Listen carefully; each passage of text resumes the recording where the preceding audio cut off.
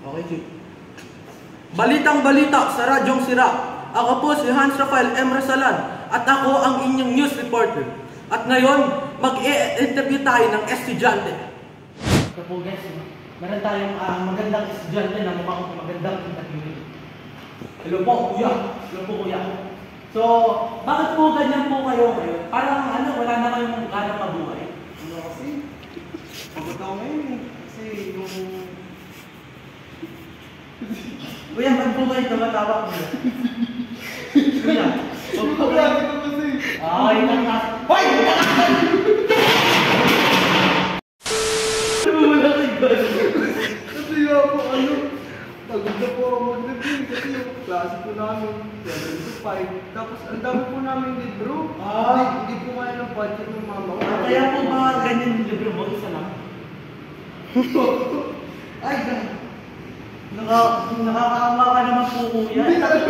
Kuya, ito po ba? Gusto niyo po ba 500 para sa akin, kuya? Magdodonate po ako sa inyo. Pero tatlo po libro, hindi isa lang. Ay, tatlo ba? Ito po, kuya. Kuya mo, keep the tip. Sa inahin po. Kuya, sa inyo na rin po ito, kuya. I-autograph po. I-autograph po po yan, kuya. So, ito po, last po na tanong So, tingin mo po ba, pwede ba bang mag-school sa mga ibang grade pa?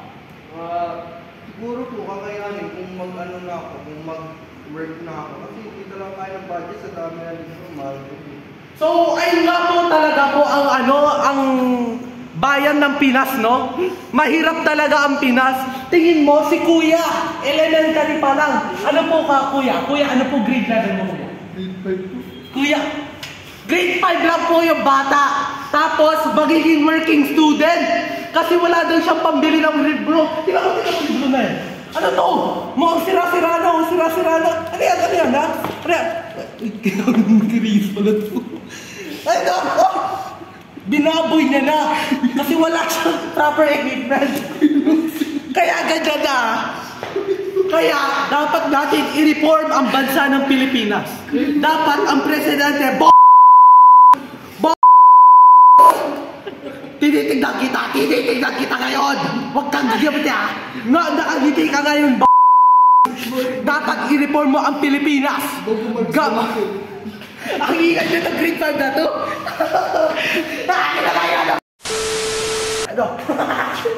So, ito nga po. Nga po. Banikid. F. Elijah F. Banikid. Sana po ba, i-donatean nyo naman po yung, yung curriculum ng education curriculum po ng Pinas.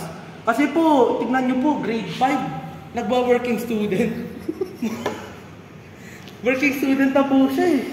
Tapos ganyan. Kawawa naman, kaya please, education curriculum, i-update mo na ngayon!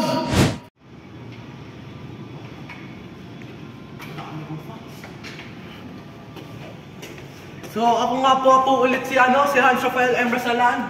So, nandito po tayo sa grade 8 ngayon. At ngayon maghanap po tayo ng, ayun na pala maghanap na tayo. Kuya, ako po si Hans Rafael from Balitang Sira. Pwede po ba kayong interviewin? Pwede naman po. So, ito lang po ang aming one and only question. The special winner question.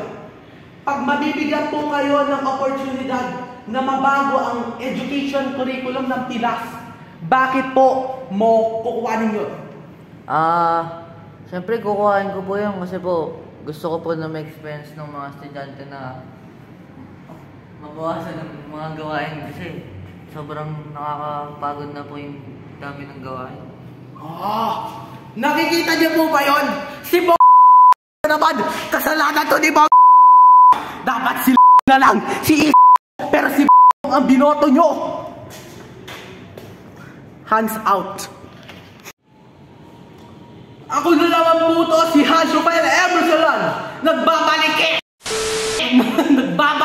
sa mas malakas. At ngayon, nakuha ko lang po ang report nung boss ko dun sa headquarter namin. Meron na parang solusyon si Ang solusyon niya ay nag-implement siya ng matatag. Salamat po, May you live forever in God's heaven.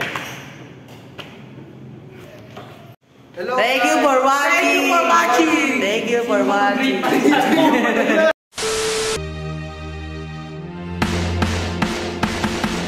Nang ma-inlove ako sa'yo, kala ko'y pag-ibig mo ay tunay. Pero hindi nagtagal, lumabas din ang tunay na kulay. Ang iyong kilay mapagmataas at lagi namimintas. Pero sarili kong pera ang iyong winawaldas. Para kang Sphinx, ugali mo'y napakastig.